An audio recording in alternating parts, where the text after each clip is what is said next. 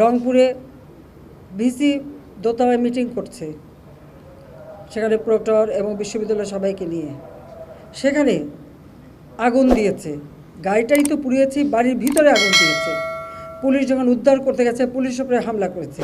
হ্যাঁ, পুলিশের গুলিতে একজন মারা গেছে। যেই মারা যাক, সে তো বাবা মার সন্তান। আমরা সেজন্য সত্যি দুঃখ প্রকাশ করি। এবং তার বাড়ি রংপুর পীরগঞ্জ, ওখানে আমরা যাতে তার কাফন দাফন সব কিছু ব্যবস্থা করে দিয়েছিলাম। ছাত্রলীগের কয়েকজন নেতাকর্মীকে কিভাবে হত্যা করেছে। চট্টগ্রামে 6 তলার উপর থেকে ছুঁড়ে ছুঁড়ে নিচে ফেলেছে।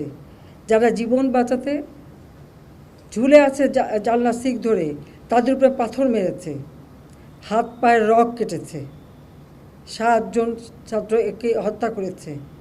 এবং এইরকম হত্যাযোগ্য আরও অনেক জায়গায়, সব বিস্তারিত বলে বোধহয় শেষ করা যাবে না। পুলিশের গাড়ি, র্যাবের গাড়ির ভিতরে র্যাবকে যেভাবে হত্যা করা। গাজীপুরে আমাদের এক কর্মীকে শুধু মারেই নাই, হাসপাতালে চিকিৎসা করতে গেছে, সেখান থেকে বের করে নিয়ে এসে তাকে মেরে ঝুলিয়ে রেখে দিয়েছে পুলিশ।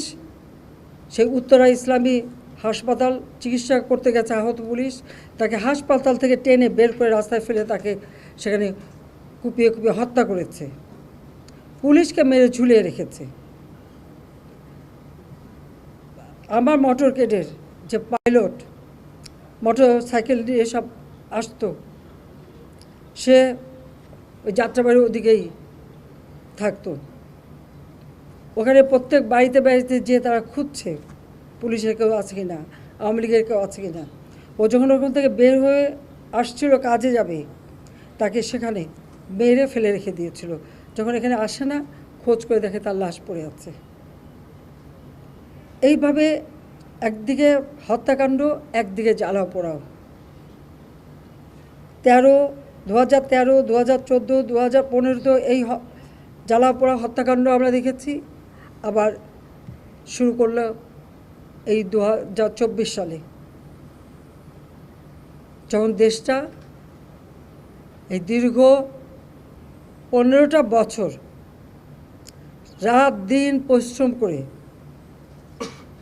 প্রতিটি প্রতিষ্ঠান তৈরি করেছি। এই প্রতিষ্ঠানগুলি কাদের জন্য? এদেশের মানুষের জন্য। তো এই প্রতিষ্ঠানগুলি তো মানুষকে সেবা দেয়, মানুষের জন্য কাজ করে, মানুষের রুজির ব্যবস্থা করে, মানুষের আয়ের পথ খুলে দিয়েছিল। সেই প্রতিষ্ঠানগুলি একে একে পুড়িয়ে ফেলা। এবং শুধু ঢাকা বলে না, রাজশাহীতে বিশ্ববিদ্যালয়ে সে ভিসি কাটো, ময়মনসিংহ কৃষি বিশ্ববিদ্যালয়ের সেখানে হামলা, বিভিন্ন জায়গায় এই হামলা করা এবং আগুন লাগানো